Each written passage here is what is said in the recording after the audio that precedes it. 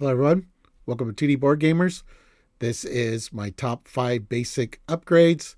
This is the last video of this series. I might come back to it again for like some more allies and events, who knows. But for now, this will end this series.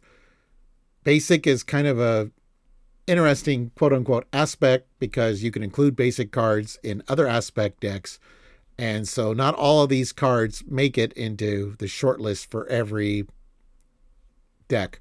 So again, I have these categorized based on the needs of the hero because they supplement a deck. All right, well, let's take a look at my top 5 basic upgrades.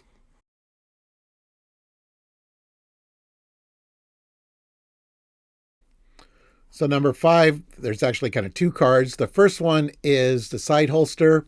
It costs 0 item, play on any player's control, max 1 per player. You can control 1 additional weapon upgrade that has the restricted keyword.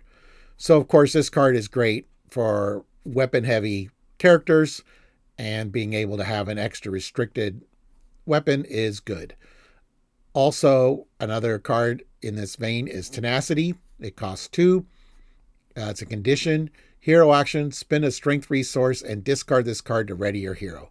So this is great for heroes that like to use their basic abilities and have multiple activations. So number 5 is side holster and Tenacity.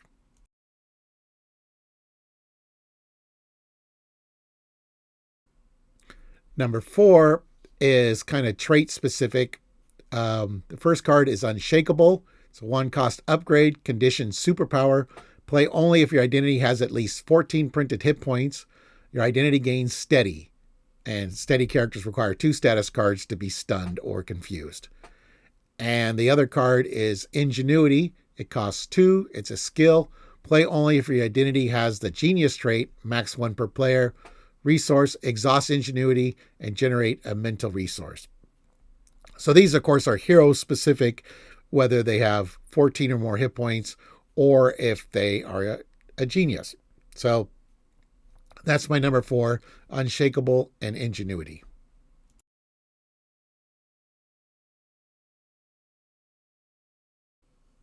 My number 3 is for psionic characters. So the first card is Scimitar. It costs 2. It's a psionic weapon, restricted, hero response, attack. After you play another psionic card, exhaust Scimitar, deal 2 damage to an enemy. Then we have Telekinesis. It's a 1 cost upgrade, psionic superpower. Play only if your identity has a psionic trait, max 1 per player. Hero action, attack, exhaust Telekinesis, and spend 2 mental resources to deal 3 damage to an enemy. And the third card we have is Telepathy. It costs 1, psionic superpower. Play only if your identity has a psionic trait, max 1 per player. Hero action, thwart, exhaust Telepathy, and spend 2 mental resources to remove 2 threat from a scheme. So my number 3 are cards that help supplement psionic characters.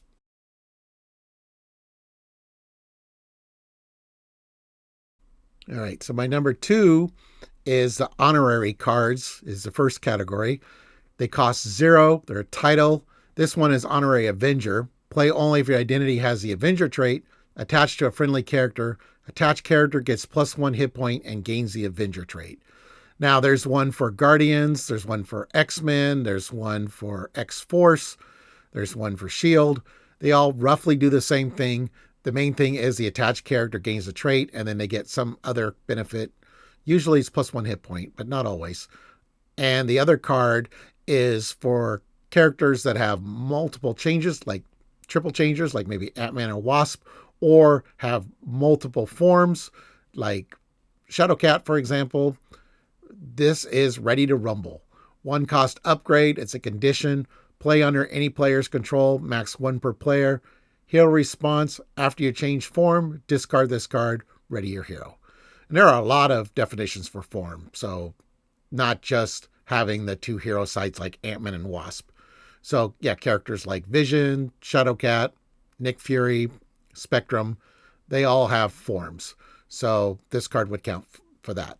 So my number 2 are the honorary cards, and ready to rumble.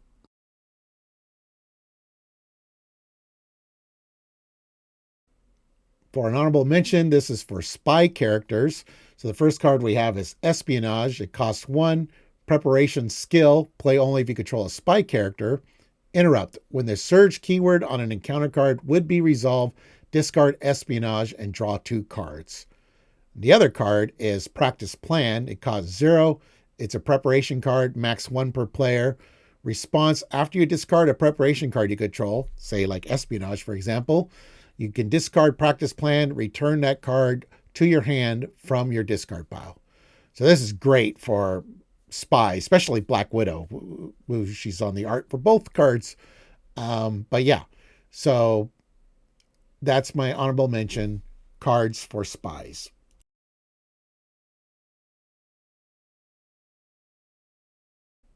And number 1 is resource cost reduction cards. So the first card we have is Deft Focus. It's a 1 cost upgrade. It's a skill, max 1 per player. Hero action: exhaust Deft Focus, reduce the resource cost of the next superpower card you play this turn by 1. And we also have the X Gene, which is a 1 cost upgrade. Play only if your identity has the mutant trait, max 1 per player.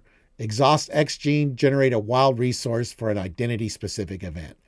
So both of these cards are great for getting some cost reduction, especially for kit cards.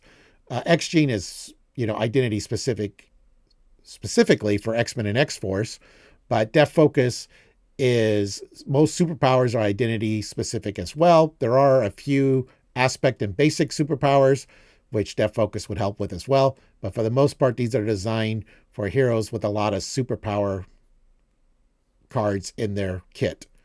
And then, of course, X Gene is for a lot of event mutants. All right. Well, this concludes this series of top 5s. I hope you enjoyed them. I might return to this in the future, but if I do, it's probably going to be a lot more limited, probably only allies and events, because I feel like I've covered most of the upgrades, supports, resources, and player side schemes. So that would be just like 2 videos for each aspect. All right. Well, thank you for watching, everyone. Please like, subscribe, and click the notification bell. Thank you.